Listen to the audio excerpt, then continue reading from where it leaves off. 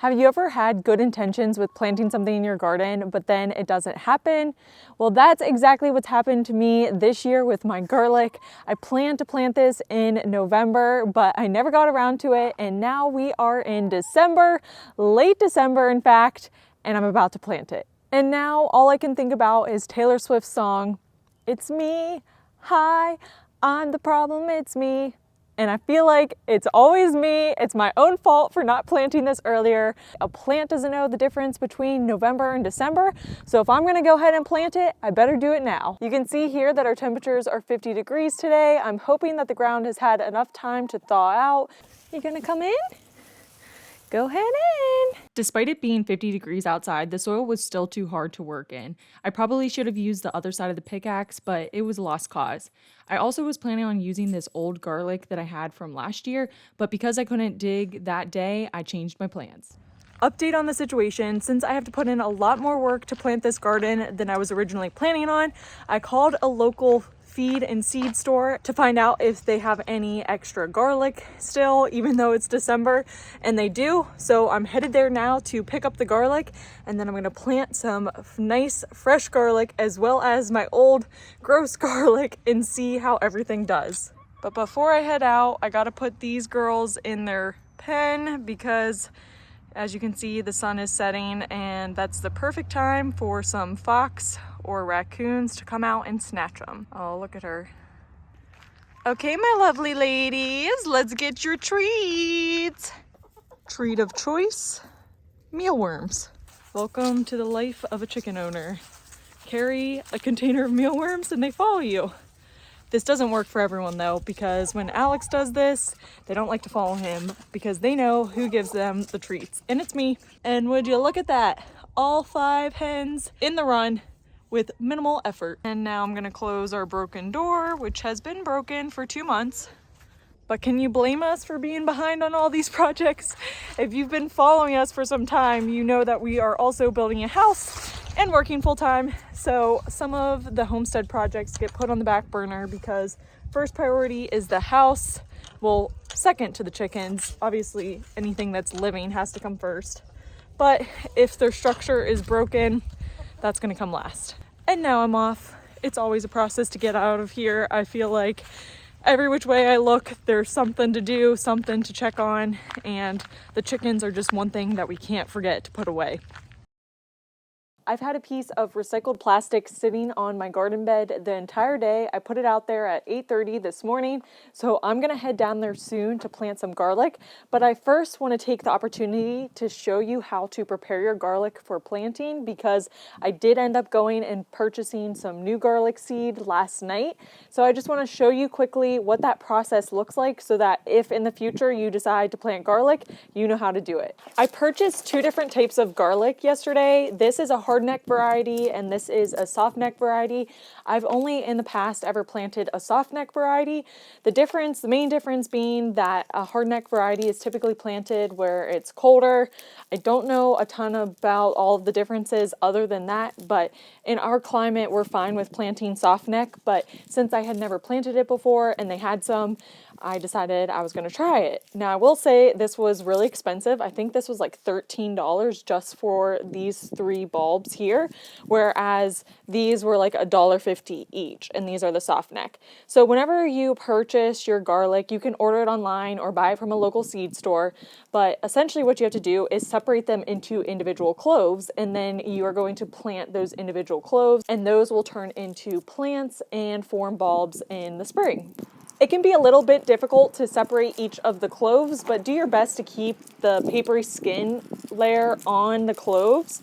If you accidentally get some that the papery layer falls off, you can choose to use that garlic right away, or you can plant it in the ground and see how it does. The idea is that if that papery skin is not on your clove, then it's going to cause it to rot. I don't know if this is true, but I'm going to experiment this year, and I'm going to plant some that have that skin slightly removed, and I'm going to see what happens, because when it comes to gardening, there's really no right or wrong way to do anything, and I feel like there's a lot of set rules that don't necessarily apply, and you can get around them by just trying and doing your best. The basic process is just separating the cloves just like you would when you're prepping garlic to eat it.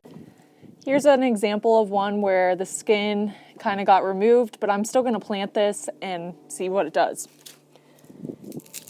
The process is the same for the hard neck and the soft neck. You're going to plant them the same and everything. I just have 2 separate containers here so that I can know where I plant each of them. The difference with the hard neck, I think, comes whenever you're actually harvesting it. You look for different signs and things. I don't know. I could be wrong. But listen, you don't have to know everything when you start gardening. You don't have to know how you need to harvest peppers before you harvest them or what stage you harvest them at. You just need to know that you need to plant them and when you need to plant them, because there's seriously so much to learn with gardening. And if you try to know everything before you get started, you're just going to feel overwhelmed and then you're never going to get started.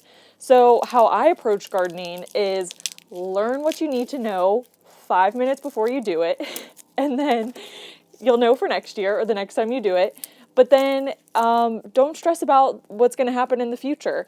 One thing I do find to be helpful is knowing what pests to look for or disease to look for plants, because basically my thought process is any insect that I see in the garden is a foe until I prove it otherwise. So whenever I see any sort of insect on any of my plants, I assume it's a bad insect until I prove otherwise. And I typically don't kill those insects right away. I go back to my computer, I Google what the insect looks like and what plant I found it on until I can identify the bug. And then once I identify it, then I figure out what my plan of action is. Typically, with most insects, I hand pick them and I drop them into a cup of soapy water. That's just how I handle it. I prefer not to spray my plants because it can hurt other insects that are beneficial, as well as you really don't want to be eating that stuff. But I mean, that's just my opinion. So yeah, learn gardening as you go. Don't force yourself to know everything before you get started.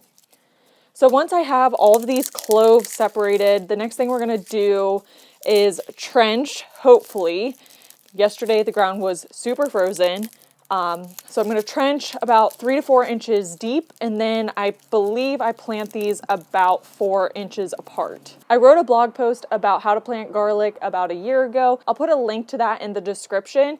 I honestly will go and reference my own blog posts or my own videos to refresh my memory on some things. And this is an exact situation where I'm going to do that.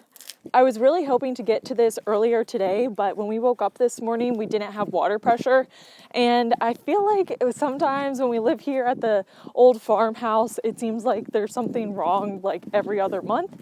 And so Alex spent a lot of time troubleshooting and figured out that it was just the switch that he needed to replace.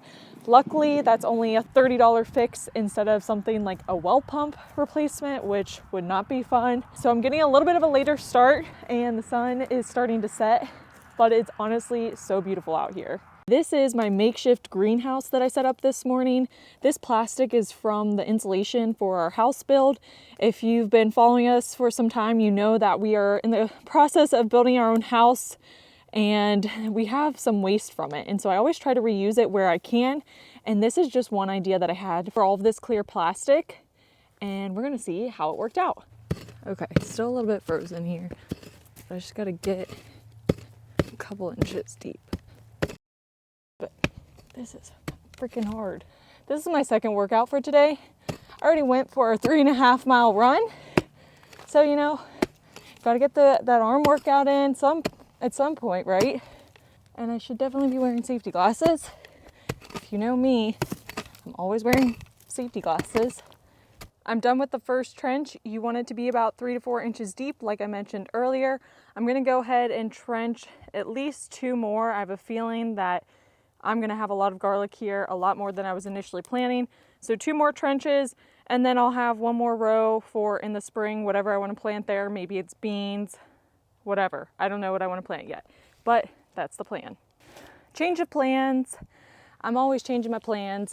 I'm only going to do 2 rows at first and see how far that gets me.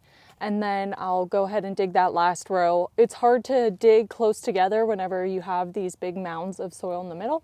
So we're going to do that. Whenever you plant your garlic cloves, you want the pointy side facing upwards, and then you're going to plant them about 4 inches apart. My daylight is fading really quickly, so I'm gonna go ahead and cover everything back up. And then tomorrow I'm gonna mulch it with some straw that we have left over from last year and from using it with our chickens. Straw is a great thing to use as fall decor, and then you can use it in your chicken coop for your chicken nesting boxes, and then you can also use it in your garden. And we like to mulch with it in the garden. So all of that is planted, and then still want to do one more row. Thanks so much for hanging out with me. I'm going to throw a link up here to a video on how to harvest garlic so you know how to do that for next summer.